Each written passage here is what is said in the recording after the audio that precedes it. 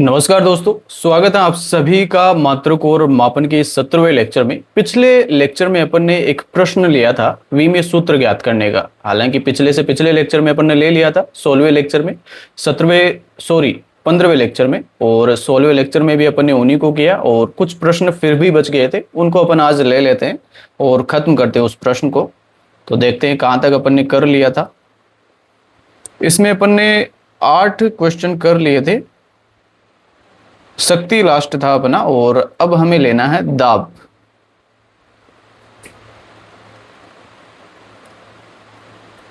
तो 9वां प्रश्न आप लिख दीजिए दाब। वैसे आपने कर लिया होगा लेकिन फिर भी करते हैं इसको।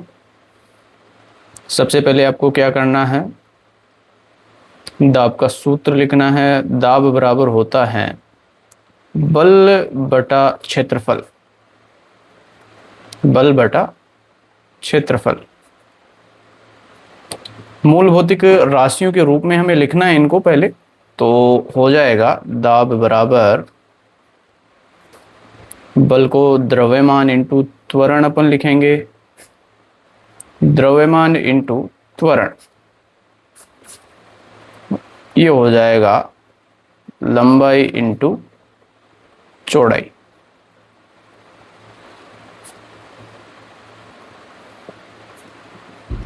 द्रव्यमान तो मूल भौतिक राशि ही है, तो ये तो एज इट इज अपन रखेंगे। त्वरण होता है वेग बटा समय, तो वेग बटा समय इंटू लंबाई, और चौड़ाई को अपन लंबाई लिख देंगे।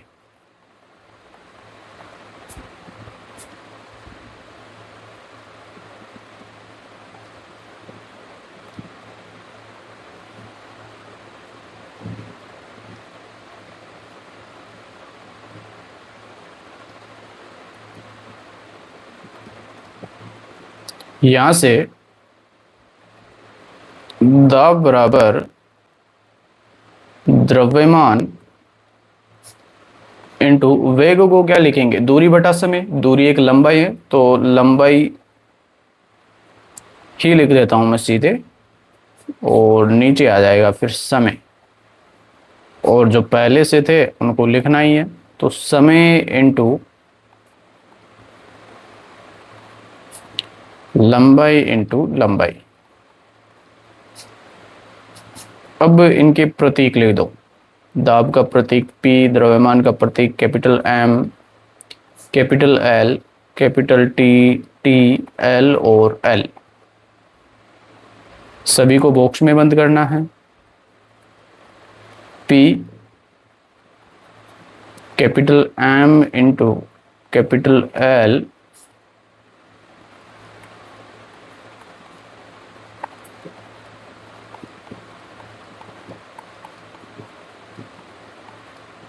और अब इनके वी में सूत्र लिख दो। तो P बराबर हो जाएगा इसका तो M1, इसका L1, और ये हो जाएगा T1 into T1 into L1 into L1।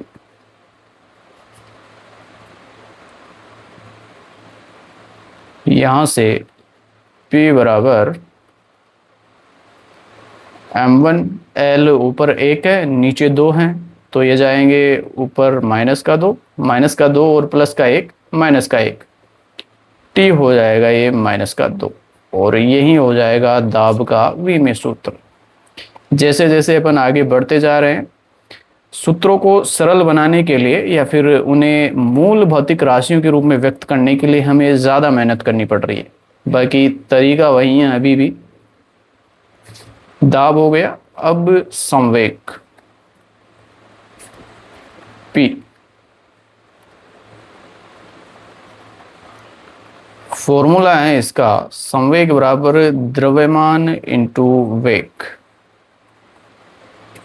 द्रव्यमान इंटू वेग। सरल करो इनको। द्रव्यमान तो भौतिक राशि है, मूल भौतिक राशियों के रूप में लाना है पहले। वेग क्या होता है, दूरी बटा समय। दूरी को मैं लिख देता हूं लंबाई बटा समय। ये संवेग था ही। अब प्रतीकों के रूप में लिख दो, P बराबर capital M capital L capital T, और अब इन्हें बॉक्स में बंद कर दो। जो वर्गाकार ब्रैकेट है ना, उसमें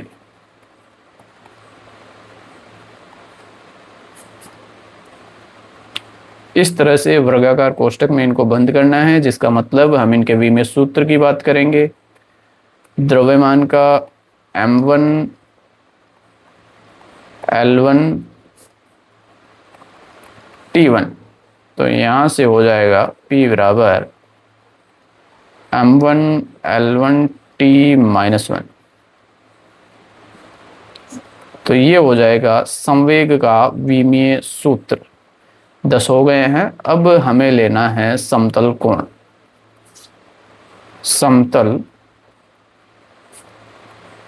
कोण, और इसे मैंने आपको बताया थीटा से निरूपित करते हैं। समतल कोण का सूत्र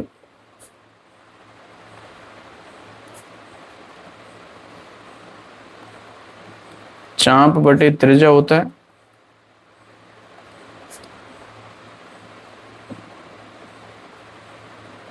मूल भौतिक राशियों के रूप में लाओ। सबसे पहले समतल कोण बराबर चाप क्या है, लंबाई तो होती है एक तरह की, तो लंबाई, और त्रिज्या भी लंबाई ही है। अब इनके प्रतीक लिख दो। समतल कोण थीटा, लंबाई का प्रतीक कैपिटल L, बॉक्स में बंद करो। वर्गाकार कोष्ठक में कैपिटल L, और अब इनकी विमा हमें लिखनी है L1 और L1। सरल करेंगे इनको तो ये हो जाएगी L0, या फिर इसको और अच्छे से अपन लिखे तो M0 L0 T0। मैंने पहले भी आपको लिखवा दिया है, इसका विमीय सूत्र ये है। बाकी ये विमाहीन राशि है, इसको अपन बाद में लिखेंगे जब विमा की परिभाषा मैं आपको बताऊंगा विमा क्या होती है, उसके बाद आपको अच्छे से समझ आएगी ये बात। 12वां घन कोण, सॉलिड एंगल, और ये होता है ओम से इसको निरूपित करते हैं अपन। तो घनकोण का सूत्र आपको पता है, जो होता है क्षेत्रफल बटे त्रिज्या स्क्वायर। क्षेत्रफल बटा त्रिज्या स्क्वायर, त्रिज्या का स्क्वायर। मूल भौतिक राशियों के रूप में लिखना है। घनकोण बराबर क्षेत्रफल होता है लंबाई इंटू चौड़ाई, तो मैं इसको लंबाई इंटू लंबाई ही लिख देता हूं, और त्रिज्या स्क्वायर को लंबाई स्क्वायर लिख देते हैं, और उनको भी मैं फिर लंबाई इंटू लंबाई ही लिख देता हूं।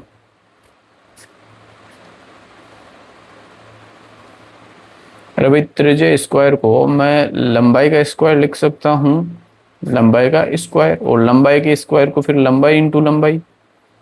इस तरह से मैंने सीधा कर दिया उसे, ये लिखा है मैंने डायरेक्ट। अब प्रतीक लिखेंगे यहाँ पर ओम, कैपिटल L और कैपिटल L। बॉक्स में बंद करना है हमें।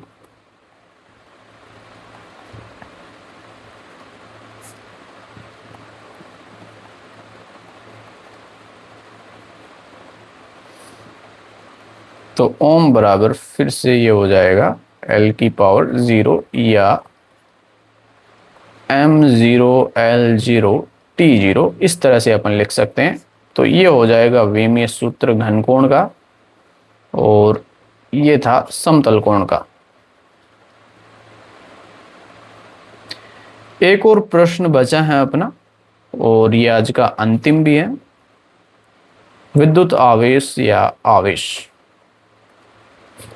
इसे क्यों से निरूपित करते हैं, और इसका सूत्र मैंने आपको बताया। आवेश बराबर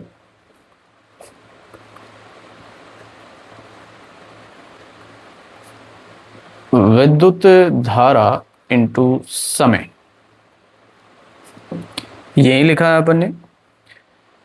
विद्युत धारा और समय मूल भौतिक राशियां ही हैं, तो मूल भौतिक राशियों के रूप में तो इनको व्यक्त करने की जरूरत है नहीं, पहले से ही है। तो सीधे प्रतीक लिखेंगे इनके, आवेश का प्रतीक क्यों, विद्युत धारा का प्रतीक ए लिख लेते हैं या फिर आई।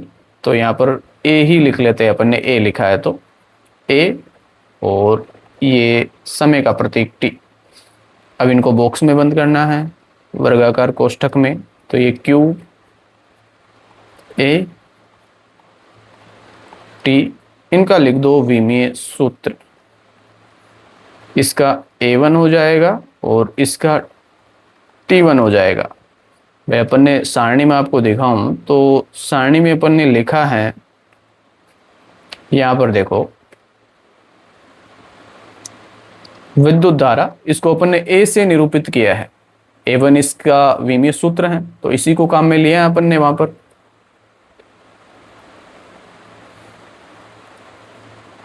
तो ये हो जाएगा Q बराबर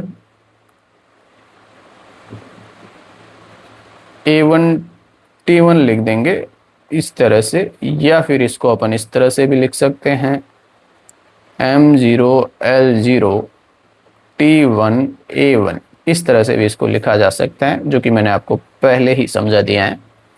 तो इस तरह से कोई भी भौतिक राशि आपको दी जा सकती है और आप उसके लिए विमीय सूत्र ज्ञात कर सकते हैं। विमीय सूत्र आपको निकालना आ गया। अब विमीय सूत्र और विमीय समीकरण क्या होता है, क्या परिभाषा है उनकी, उनको समझने में आपको कोई कठिनाई होगी नहीं। आज का लेक्चर तो अपन यहीं तक रखते हैं, बाकी अगले लेक्चर में विमीय सूत्र और विमीय समीकरण, उन तीनों की परिभाषा समझने की कोशिश अपन करेंगे और उनको अच्छे से लिखेंगे भी। तो धन्यवाद।